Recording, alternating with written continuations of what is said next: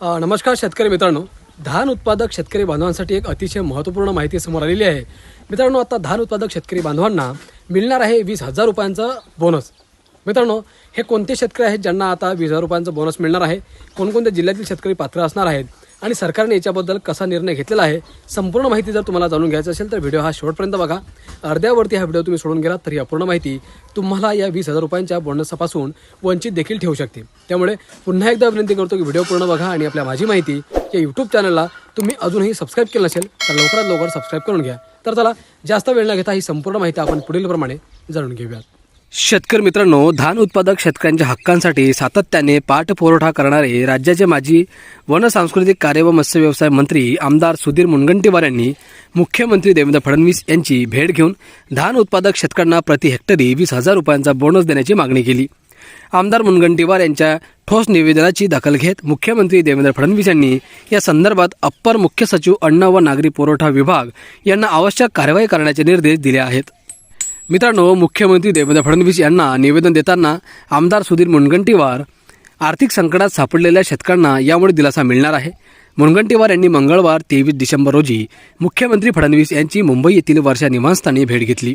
यावेळी त्यांनी जिल्ह्यातील शेतकऱ्यांच्या विविध समस्यांवर चर्चा केली। विशेषतः धान उत्पादक शेतकऱ्यांना उत्पादन खर्च, मजुरी, खत व बियाणांच्या वाढत्या किमतींमुळे होणाऱ्या आर्थिक अडचणी लक्षात घेता प्रति हेक्टरी 20,000 रुपयांचा बोनस देण्याचाही आग्रही मागणी केली।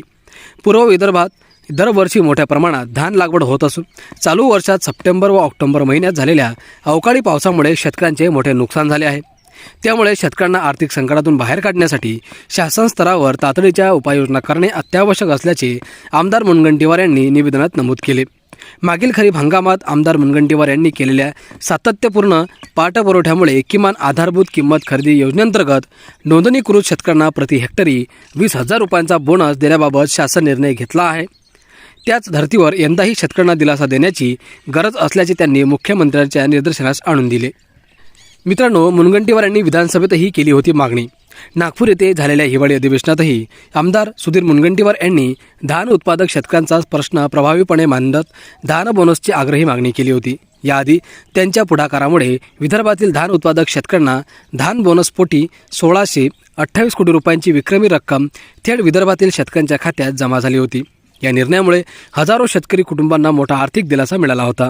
तर शेतकरी मित्रांनो, अशा प्रकारे आता शेतकऱ्यांना 20,000 रुपये बोनस देण्याचे आवाहन मुख्यमंत्र्यांना सुधीर मुनगंटीवार यांनी केलेले आहे आणि नक्कीच मुख्यमंत्री याच्याबद्दल काय विचार करतील ते पाहणं तेवढंच महत्त्वपूर्ण आहे। मित्रांनो, हे 20,000 रुपयांचं जर बोनस शेतकऱ्यांना मिळालं तर नक्कीच एक मोठा दिलासा शेतकरी बांधवांना मिळेल, नुकसानग्रस्त शेतकऱ्यांना मिळेल।